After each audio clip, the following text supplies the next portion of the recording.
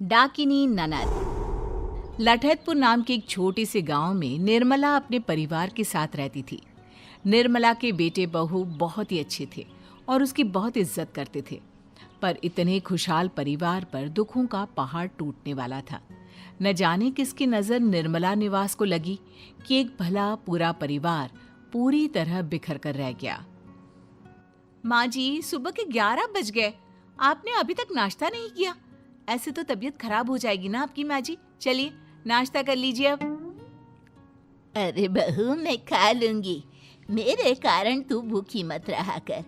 मुझे पता है तूने भी नाश्ता नहीं किया होगा। मेरी छोड़िए, ये भी भूखे ही काम पर गए हैं। हे भगवान, तुम लोग भी ना, इस जमाने में जहाँ सब अपने बूढ़े माँ बाप को घर से निकाल देते हैं, तुम लोग मेरी इतनी फिक्र करते हो।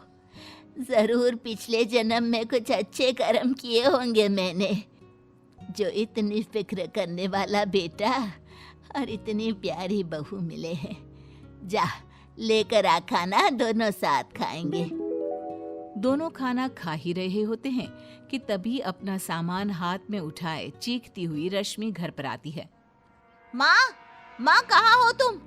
अपनी बेटी को भिखारियों के यहाँ दे दिया और खुद की बहू है जो देखो सिठानी बनी बैठी है।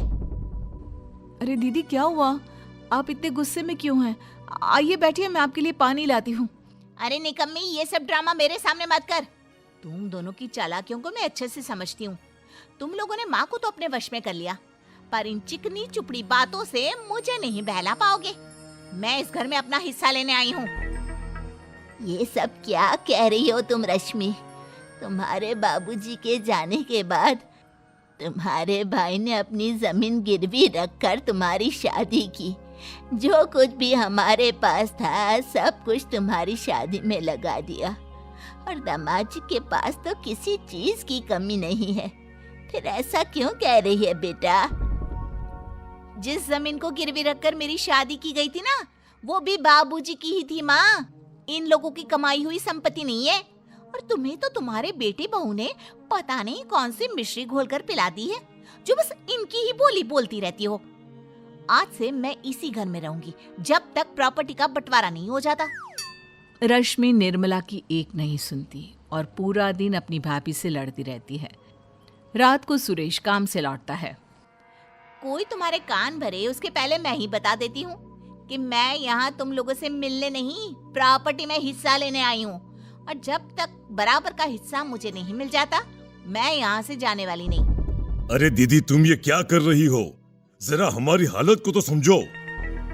रश्मि किसी की एक नहीं सुनती और अगले ही दिन अपने भाई पर मुकदमा कर देती है। मुकदमा करने के बाद वो एक लॉयर से मिलने जाती है।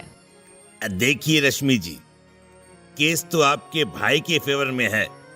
मुझे तो ये केस हमारे हाथों से जाता हुआ दिख रहा है। जाता हुआ लग रहा होगा, पर मैं जाने नहीं दूंगी। अब मुझे दूसरा रास्ता ही अपनाना होगा वकील साहब। जायदाद की लालच रश्मि को अंधा कर देती है और वो सीधे स्मशान घाट के एक तांत्रिक के पास पहुंचती है। ये लीजिए बाबा, मेरे भाइयों की तस्वीर। कुछ ऐसा कीजिए कि ये लोग ऐसी परेशानी में फंसे कि उसी में उलझे रहे और ये घर मेरा हो जाए।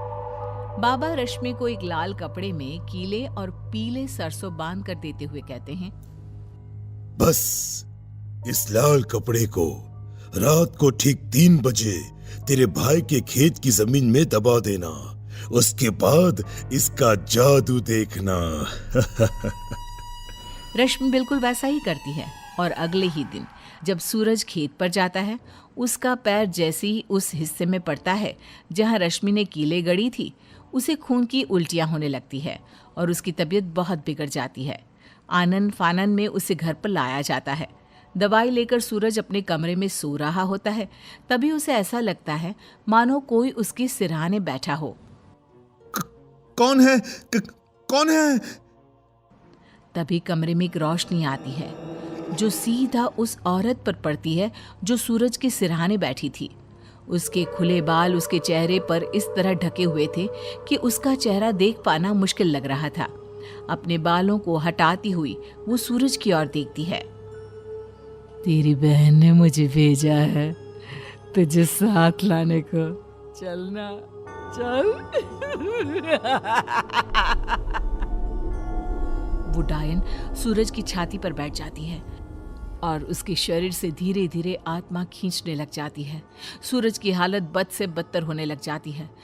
सूरज के सामने जब सब रो रहे होते हैं, रश्मि कहती है, अब सुहाग ही नहीं रहेगा तो किसके लिए हिस्सा रखोगी भाभी जी? हे भगवान, तुझे जानने के पहले मैं मर क्यों नहीं गई? भाई इतना तड़प रहा है पर तुझे प्रॉपर्टी की आग लगी हुई है। अरे अब बहुत हुआ। मेरे बाप समान भाई की ऐसी हालत देखकर भी तुझे दया नहीं आई। तुझे इस घर से एक कौड़ी भी नहीं मिलेगी। निकल जा यहाँ से, निकल। रश्मि सबके सामने घर से निकल जाती है और वापस बाबा के पास चली जाती है। बाबा, सुरेश तो मर गया पर प्रॉपर्टी का कुछ भी मेरे हाथ न लगा। कुछ कीजिए, कोई रहे ना रहे, अब तो सब कुछ मुझे मेरे नाम चाहिए बस। बाबा रश्मि को राख और एक शीशे की कटोरी देते हुए कहते हैं, ये लो, इस कटोरी को अपने घर की छत पर तोड़ देना और इस राख को अपने घर के चारों ओर बिखेर देना। फिर वो घर हमेशा के लिए तुम्हारा होगा। पर याद रखना, ये काला जादू जितना देता है उससे ज्यादा लेता भी है। क्या ले लेगा मेरा? मैं नहीं डरती किसी से। रश्मि रात के अंधेरे में कटोरी और राख लेकर निकलती है। वो घर पहुंचने वाली होती है कि रास्ते में एक पत्थर से टकराकर वो कटोरी उसके हाथ से टूट जाती है और हर तरफ राख गिर जाती है। तूने मुझे बुलाया? ले मैं आ गई। ताजा ताजा मांस।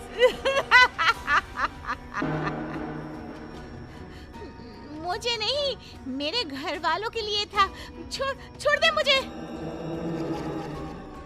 छोड़ती ही तो हूँ मैं इंसानों को। इंसान को खाती हूँ, उसके नाखून छोड़ देती हूँ। डायन सूरज को छोड़कर रेशमा के पास आ जाती है।